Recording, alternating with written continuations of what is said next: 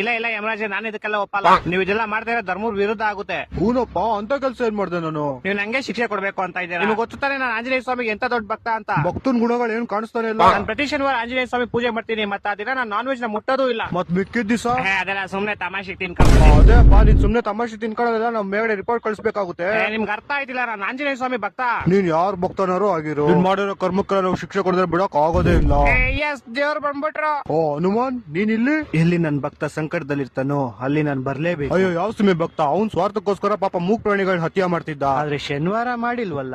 ಏನ್ ಹೇಳ್ತಾ ಇದೀರಾ ನೀವು? ಇವನು 18 ವರ್ಷದ ವಯಸ್ಸಿಂದಾನೆ ಪ್ರತಿ ಶನಿವಾರ ನಾನ್ ವೆಜ್ ತಿನ್ನೋದ್ ಬಿಟ್ಬಿಟ್ಟ. ಆ ಕಡೆಯಿಂದ ನೋಡು, ಇವನು ಎಷ್ಟು ಪ್ರಾಣಿಗಳನ್ನ ಕಾಪಾಡೋನೆ, ಸರಿ ತಾನೆ? ಅದಕ್ಕೆ ಯಮರಾಜ್ರೆ, ನಾನು ಇವನ್ ಶಿಕ್ಷೆನ ಸಮಾಪ್ತ ಮಾಡ್ಬೇಕು ಅಂತ ಇದೀನಿ. ಆದ್ರೆ ಅದನ್ನ ಮಾಡಕ್ ಆಗಲ್ಲ. ಯಾಕಂದ್ರೆ ಇವತ್ತು ಭಾನುವಾರ. ಅಯ್ಯೋ ಹೌದಲ್ವಾ, ನಂಗೆ ಇವತ್ ಜ್ಞಾಪನ ಐತಿ, ಇವತ್ ಭಾನುವಾರ. ಅದಕ್ಕೆ ನಾವ್ ಇವ್ನಿಗೆ ಚಾವಟಿ ಹೊಡಿಯಕ್ ಆಗಲ್ಲ. ಮತ್ತೆ ಮೋಸ್ಟ್ಲಿ ನಾನು ಇವತ್ತು ಚಾವಟಿ ಹಿಡಿನ ತಪ್ಪಿಸ್ಕೊಂಡೆ ಅನ್ಸುತ್ತೆ.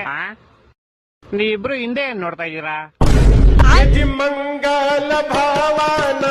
ಕುಡಿದಿರೋ ಬೆಂಕಿಲ್ ಹಾಕೋಣ. ನಿಮ್ಮಿಷ್ಟ ಯಮರಾಜ್ರೆ.